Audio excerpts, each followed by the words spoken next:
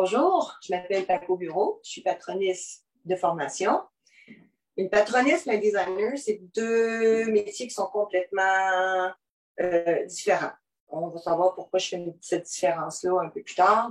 J'ai été formée à l'école Côte-Noire-Caponie et durant les années que j'ai été à Montréal, j'ai eu la chance d'être dans un milieu artistique assez stimulant, assez effervescent, je dirais, autant dans le milieu je sais pas, le cinéma, le théâtre. J'ai fait des drôles de contrats avec des fois, c'était comme deux milieux qui mergés, excusez, là, pour arriver à faire des contrats qui avaient comme juste pas de. C'était inédit.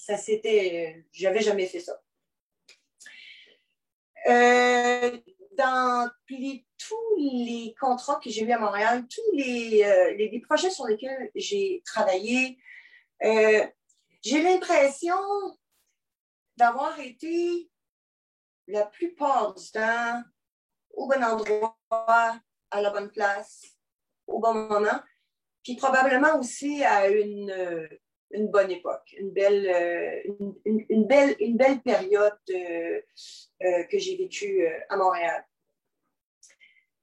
Je suis revenue 10 ans, après ces 10 ans, je suis revenue à Rouyn-Noranda. J'ai ouvert ma petite atelier de vêtements sur mesure, disons.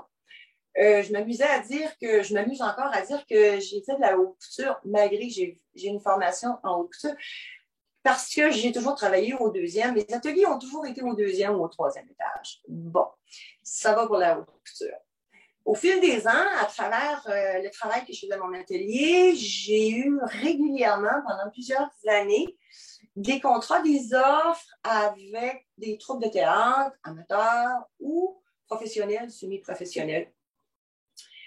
Les mandats que j'avais étaient soit pour la conception et réalisation ou juste la réalisation. C'est ici que vient la différence entre la patroniste et celle qui fait la conception des costumes, entre autres, pour une pièce. J'ai eu l'occasion de faire des costumes de toutes les sortes qu'on peut même pas imaginer aujourd'hui. Autant dans le réalisme que dans le surréalisme, moi, je pense que ce qui m'allume, c'est vraiment de flyer avec des costumes que tu peux pas trouver parce qu'ils sont tellement précis. Puis quand c'est une dessinatrice, en l'occurrence, lorsque j'ai travaillé sur la production du théâtre, Bascule sur la route des Grunandules, j'ai travaillé sur les dessins de Valérie Hamelin. J'ai adoré travailler avec Valérie. Elle a beaucoup de talent. Donc, pour en venir à Bascule, ça a été vraiment marquant pour moi, pour toutes sortes de raisons, mais entre autres, un des personnages, Églante, dernièrement, Églante, le dessin, je l'ai toujours regardé, m'a emmené, c'était vraiment un défi de faire ça parce que c'est important pour la patroniste d'arriver au résultat qui va satisfaire tout le monde, autant le metteur en scène, la troupe de théâtre, la comédienne.